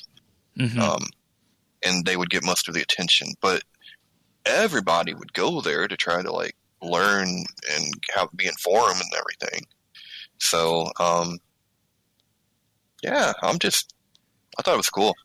I was totally taken by surprise, and I hope we continue to keep talking truth to power. Yeah. And, right? one thing I take away from this and actually confirms this, and I said this to you guys, the producers, and I don't know if you guys believe me on this. I said that there's a silent majority effect out there in the RuneScape community. There's a majority of people who are okay with the way things are going, who are fine with the current state of affairs, and are not shit disturbers, as often is generated in terms of most of the top content on the RuneScape subreddit. And this just proves that there is indeed a silent majority out there, even just there, as you said, people who are just reading but might not be making most of the noise, who, when something good does come along, will elevate it accordingly. Yeah, and I mean, and that's not to discount like when things go wrong. Like sometimes things. I mean, look at the last however long. Sometimes things went wrong, and I don't. We addressed that. I think like the sigils is a good example of that, right? We addressed what the issues were with the sigils. Yeah, and but at the same time, we try not to just attack. Like it's. I think we try to be pretty even-tempered about it. Of course, Shane is much more even-tempered than I am. I usually have to have a sit-down, calm-down session with Shane before showtime. But you should be a therapist, Shane. No, I don't want to do that. RuneScape therapy. There you go. Speaking of other things that can be extended from the RSBANDB name, there's a rumor going on that RSBANDB is an abbreviation of the RuneScape Bed and Breakfast. Wouldn't it be humorous to see Shane and his crew operate a small hotel in the Canadian wilderness? Tanis at the service desk, Sirion as the handsome butler, Earth as the cleaning lady, and Dave would be the cook. And yes, Taika would like to be hired as the local wildlife guide. Imagine the possibilities. Anyways, where does the podcast name come from? And more importantly, why is the name better than RuneScape Bed and Breakfast? Well, RSBANDB Update, of course, refers to the RSBANDB website, which stands for RuneScape Bits and Bytes, which when we made the site in 2004, we thought, oh, this sounds neat. This is something that is effectively named after what you see in some places, like a Bits and Bytes cafe. So we just took the name Bits and Bytes because anytime you're dealing with something computer related, people often first think of bits and bytes. So that's what we went with. And as a result of that, we have a track record of being the most innovative RuneScape fan site out there. We were the first with dynamically updating calculators. We were the first to bring skill signatures to market, even though others will say so otherwise. We were the first with goal signatures, and I think these have faded less and less over time as more people have started to focus on social media rather than forums for interacting. And all you need to do is look at that the largest RuneScape community, Zybez, shut down 2 years ago. So, granted, yes, we still keep things around, but at the end of the day, when it comes to it, it was just something that we thought Bits and Bytes Cafe that we saw locally, and let's extend that to the fan site. RSBANDB. Okay. Yeah. And it does make it hard for searching, because you can search for RSBANDB, you can search for RuneScape whatever's, RuneScape calculators and RuneScape signatures, and we had to bake that into the pages where we were talking, because our name isn't something that would be as synonymous like RuneHQ or tip.it as it became to prominence, because you type RuneScape tips, you get tip.it. Back in the day, at least, right? Mm-hmm. So it was a little bit difficult on that regard for handling that, but over time, I think it's worked. And I think if you search for RuneScape podcast, we're like something the first result amongst an aggregator or something to that effect. So we're happy with that. If you guys want to send your own questions in, you can email them to questions@rsbnb.com, or you can leave them on Twitter @rsbnb. Yeah, we're on Twitter for anybody who wants to send questions in there. And we, of course, love talking about anything you guys send in, as evidenced by this week's wide-ranging and meandering questions segment. Oh, Tycho's questions are never meandering. I'm still chuckling at the thought of Earth as the cleaning lady. That'd be great. I think we should make Tycho the grounds person, so he can do the trimming of the bushes. Yeah, that would work. And mowing, yeah, right. Yeah. All right. So, tech news. Facebook's Libra association is crumbling as Visa, MasterCard, Stripe, and others exit. And PayPal left 1 week before this was published. And for anybody wondering, Libra was Facebook's attempt to create a cryptocurrency that you would be able to use to purchase goods online and in the real world, and Facebook would be the primary wallet for it, so that, hey, you're using Facebook everywhere you go now, even to make purchases. And I thought that the cryptocurrency might be the way to go. But Visa, MasterCard, PayPal, eBay, Stripe, Mercado Pago have all withdrawn their support from the Libra Association, which leaves Facebook with no one who's going to back this. A Visa spokesperson told The Verge that Visa has decided not to join the Libra Association at this time. We'll continue to evaluate, and our ultimate decision will be determined by a number of factors, including the association's ability to fully satisfy all regulatory expectations. And this leaves Libra with no major U.S. payment processor. So, we talked about this. The first meeting happened this past week in Geneva for this, but any ideas that the Libra cryptocurrency will take off and become a shining standard that we'll all be paying with in 5 years, I think can be shot to dust with the huge withdrawals by people like Visa and MasterCard and PayPal, just to name a few. Not to mention, it was a cryptocurrency. Yeah, which is still very very obtuse for many people. Right? Yeah. No, it was.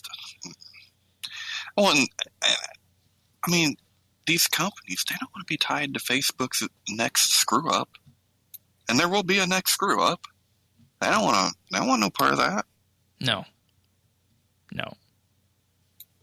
So. And, I think this was Facebook's attempt to, as I said in the other story, change the channel away from them always being criticized for privacy. Whereas if they can bring out something that says crypto and it can gain prominence, even if there's still going to be ways to get into the wallets and see and provide these details to the various powers that be, so to speak. If Facebook could have got something like that, then lo and behold, that might change the channel for Facebook. Well, yeah, I mean, just think. Like last week we covered a story that, governments want access to their encryption. Uh-huh. So now they would know every dollar that people had? Oh, no. Yeah, you see, that's the thing. You know what I'm saying? Right? That was a bad idea. It was I'm just like, it's not a good idea. It is not a good idea. I mean, do you really want to have Facebook in charge of this is the question. Yeah. And I think, looking at the reasoning they've given that, we're not 100% sure on how the regulatory aspects would work is fair. But Visa, MasterCard, and to a lesser extent Stripe taking part in a cryptocurrency is a huge risk for them, and you can see why they wouldn't want to do that. So, yeah. I'm not going to shed any tears over this. No. Go retire, Mark. I mean, seriously. Yeah, he should just retire and let someone else take over the company, because the company could be so much more, but it's not. Yeah, and you got more money than God at this point. I mean, seriously. You could never spend it all. Just go enjoy your life. And speaking of privacy, in our next story, someone from Microsoft has said that the case for online privacy has reached a crisis point. Microsoft President Brad Smith wants antitrust laws to be updated for the digital age. In particular, rather than just looking at companies' market share, as the antitrust laws did in the early 90s and 2000s, antitrust laws should look at how much data a company possesses when determining if it's a monopoly. And in this case, it's talking about companies like Google and Facebook who have data monopolies in various sectors. Yeah. Smith says that companies can learn from these probes, and he knows from experience. He was the general counsel for Microsoft and an advisor of Bill Gates through Microsoft's own antitrust cases in the 90s and 2000s. And he says, I think you can think of Microsoft and the antitrust battles that started in the 1990s as sort of a technology's first collision with the modern world as we know it. Microsoft had to change. We had to do more to listen to other people, understand their concerns, and acknowledge that concerns, and then ultimately address them, and that required a lot of change. So this is, of course, talking about the U.S. in particular with antitrust laws, which is where the bulk of these companies are based. And, I think anytime you have Microsoft chiming in on this, it's time to have a serious look at the large companies like Facebook. Well, yeah, and don't be afraid of antitrust. I mean, so Microsoft went through you know what? They're still here. Still doing fine. Yep. Still, you know what I mean? Like antitrust, that's not bad. That if you are a hardcore capitalist, then you should want regulations in place so this can't happen, because it's actually antithetical to the whole concept of a free market if you have one player in it. You know what I mean? Mm-hmm. And since the new product is data, well, this is something to think about. Why is it that everyone can make money off of your data except for you? That don't make any sense. Yeah, and if these companies didn't have that, they wouldn't have been able to reach the prominence that they did. Right.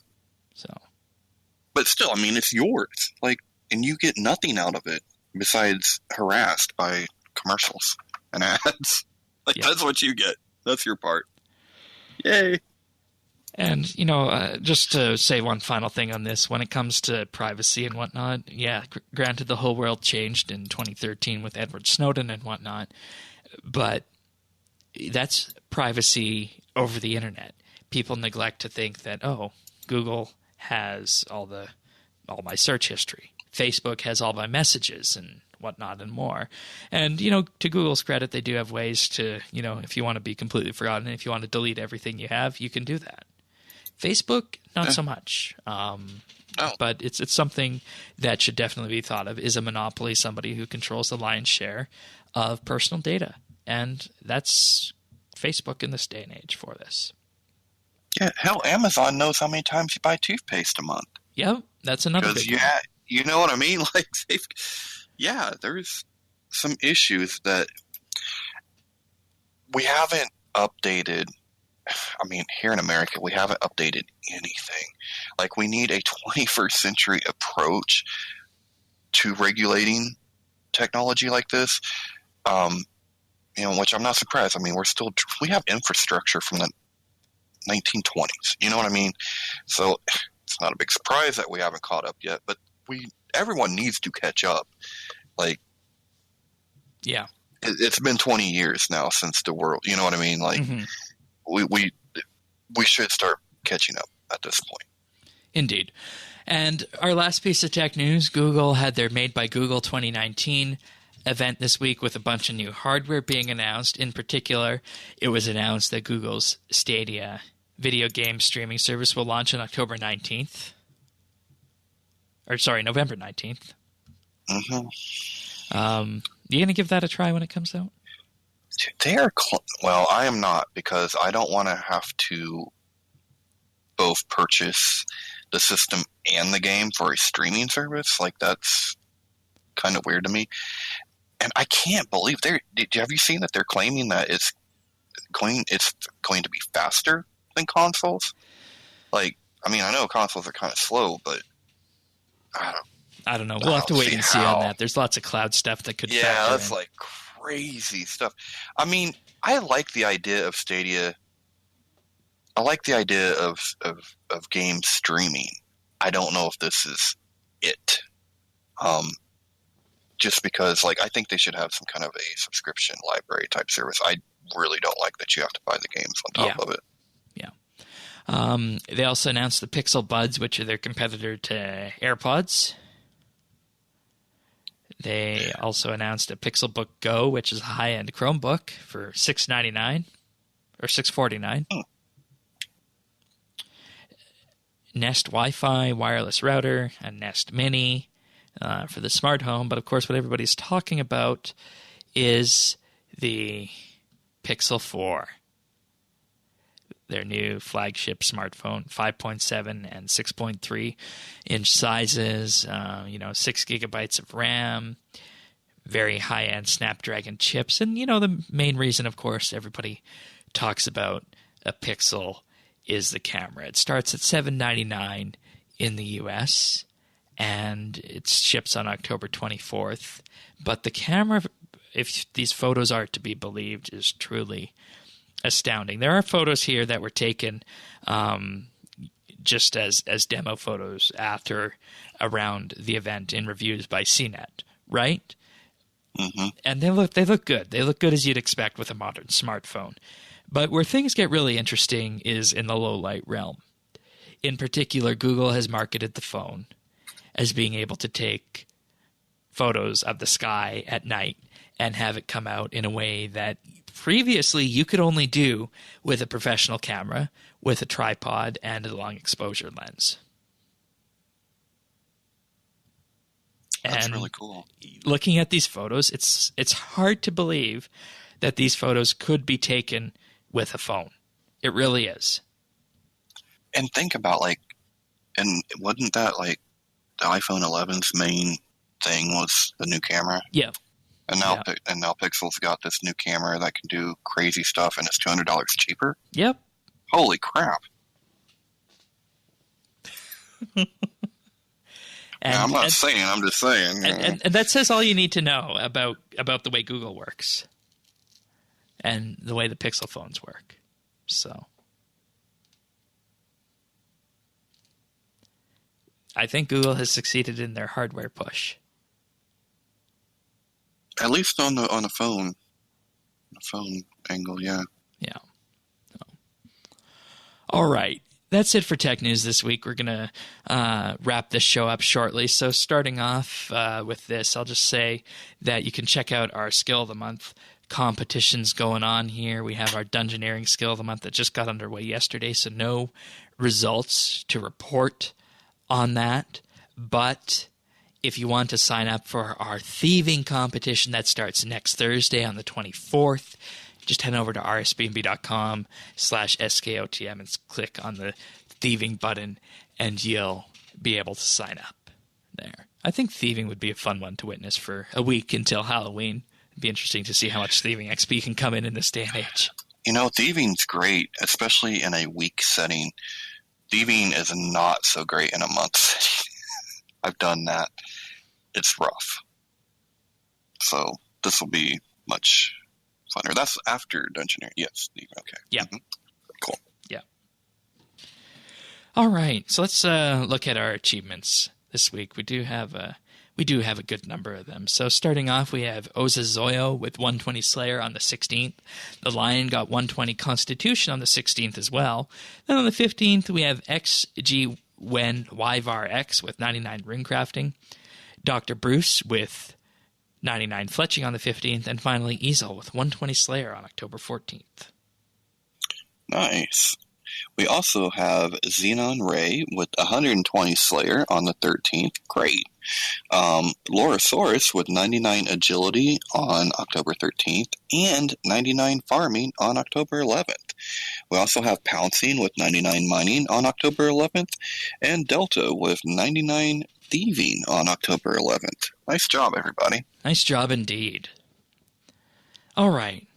I think it's time for Pick of the Week. And, we talked about this as something we should or shouldn't do, but I think given the amount of changes it's brought in, especially for you, this should be a good Pick of the Week. So go for it. This week, the pick of the week is iOS 13, and I just want to talk about a few of the accessibility features. Well, one accessibility feature in particular that they have just made so good now. And I know Shane probably has a million other things he could talk about with all the stuff that iOS 13 brought in. But for me, the major thing that it brought in is I use something called VoiceOver. And what that does is it makes it so that I don't have to see my phone necessarily. Sure. Wherever my finger touches, it reads that to me. So like if my finger touches like the time, it's going to say the time, right? Mm-hmm. And that's all. I mean, that's what it would do before, which was a great feature. I could touch an app; it would tell me the app, and then it would click on it. Everything on my phone is kind of like a double click because you have to, touch it. With iOS 13, they have just, dude. So the first time I found this out, like I didn't even know it did this until after I'd updated my phone. I was reading Shane's farming article, and I clicked on the picture he included, and it was like garden setting, man standing. Like it described. It was describing a RuneScape screenshot. Yes, like whoa, like that was crazy.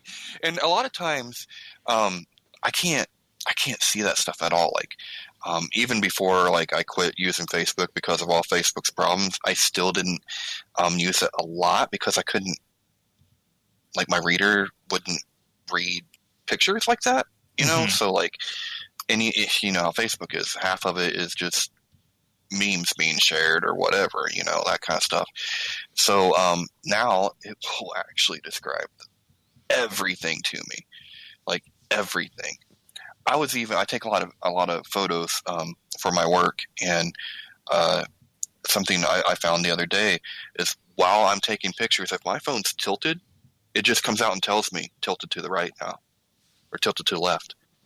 And so now I know if it's trying to align your photos for you. Yes. Yeah. Like for a blind person, dude, it's really it's almost nice. Unbelievable. It is, and that's why that's why I'm with Apple, and will be even like I said, in the previous section before, the new Pixel, it's $200 cheaper. It's got a great camera and everything, but none of them have the accessibility that Apple has had. And this isn't new for Apple. Like, if you were a Mac user, you had access to accessibility features that I had to pay extra, like lots of extra money for. And it was just included in the operating system. So they're still doing it, and they're still making it better. And I really love iOS 13. Like, it's been a game changer. How I'm able to use my phone. One of the great things about it that, you've told me is that you can even speak to the phone and you can tell it to press certain buttons that you couldn't press before. Yeah. The entire thing is voice controllable now. Yeah. And we covered a story, a few months back about people getting fired or in trouble because they were listening to conversations. Well, it kind of, I don't want to condone that, but let me say this. My phone hasn't made, a dictation error since iOS 13 came out. You're right. It's gotten a lot better. I've noticed that. Yeah. So, I mean, it's way better. Like, now if it messes up, it's like a legitimate mess up. Like, it can't recognize the difference between, 2 or something. Like, out of the 3 ways you would type that or something like that. Yeah. Like those types of things. But I mean, it's not messing up every word I say like it used to. Like we have several stories where nibbles became, well, not nibbles. So, mm-hmm. You guys could imagine what was there. But yeah. My favorite thing about iOS 13, I know this is your pick of the week, is the quick path swipe typing feature. It's a little bit hard to get used to, but once you do, it's nice. You just drag your finger around. You can use that to generate words. And I mean, for long words, it's a lot faster than typing each one. Though you might still get better mileage if your phone is more attuned to the way you speak and that you only need to press a few letters and then the word appears right above. But I think we've had good luck with iOS 13 so far. So yeah, it's been extremely good for me and Shane. I mean, feel free to jump. Like I said, I know this angle of it, but I haven't explored each and every feature. I've just, it's just basically made my phone that was already the most usable phone I could have even more usable. So, yep. I mean, how's that for an endorsement? Right? I agree. All right. So what have we been up to? I'll start this week just because you just had pick of the week. So this week on RS, my main focus has been on hunting and trying to get a couple of those eggs. And, just to give an idea of how rare they are, I've only gotten one so far. So I don't know if I'm going to continue that or, wait till launch. I mean, there's nothing wrong with doing big game hunting. The bait and whatnot that you can pick up along the way is good. And, Jadinko hunting, decent hunter XP. And, I mean, if you use that to pick up a couple of eggs, why not, right? Yeah, for sure. So, but aside from that, as I mentioned, I've been farming ultra compost, so that's a good thing that I'm going to be having because, I think we're going to want to have a lot of that when the new farming stuff comes out just to boost yields and ensure we're getting our bang for the buck when the seeds are expensive. So I've just been, I guess getting ready for 120 farming to launch this week. You're going to make so much money, dude. There's so much money to be made with 120 farming. Right now. I think there will be. Dude, I mean, have you been watching herbs? Like, yep. Dude, forget about it. And it's going to stay that way for a while. You know what I mean? Like, it's going to be this way for a while. How about you? Believe it or not, I've given up on my whole, like, I was making Elder Rune Body 5 so I could do those on double XP. Not doing that quite so much anymore. I made a whole inventory of them, and it took a really long time. So I have been farming. I have been farming like crazy. I have been farming like I can't ever remember farming before. I followed some of your tips on how to get around, and I have a nice little loop now. And I have been just farming herbs like crazy. I'm still doing my farm. I've actually added mushrooms into my farm runs, so I do those with every run at the swamp and the elf land, which helps out to feed the Zagamites. Mm-hmm. It's really what I've been doing because I was going to do herb lore anyway, and I was planning on trying to get most of my own herbs just to save money, but now it's like essential. Like now I don't have a choice. Like I have to. But because of the room that I have, like in like I don't know, I'm probably less than 20 mil herb lore altogether. So I can gain like up to 180 mil, right? Mm-hmm. And so that's how we look at this stuff when it comes to DXP weekends and what you're going to do. So I have a lot of room in herb lore. Herb lore is one of the fastest next to summoning. So I was already going to do that. And so now I'm just trying to really stick with it and keep farming. And I found that it's way easier than I thought. Like I always felt it was a chore, but it's a lot. It doesn't feel it's a lot easier chore when you get set up, isn't it? Yeah. These presets or this it's a bank, dude. It's so great. Like I used to be afraid to have presets like that because I'm like, it's gonna mess everything up. But now I can just run right back and hit a new preset, and I'm all good. Like it's just beautiful. We've had some, we really have had some good things. Like lately, we've had some good stuff. Yep. Yeah. And, as we mentioned this week, there's also the Sliske set, which you can add to it. If her Brun dies, you still get XP from it. And, just in general, lots of farming stuff that's going to be able to be used. And, with the changes, the way of the beans are going to be ultra growth potions, there's going to be some fun stuff to be had with that, too, when 120 farming releases. So I'm really looking forward to all that. I actually kind of am now, too. See, I told you you'd come around. But that's it for this episode of RSBANDB Update. So if you guys want full show notes, update.rsbnb.com. You can also subscribe to the podcast on any podcast listener out there.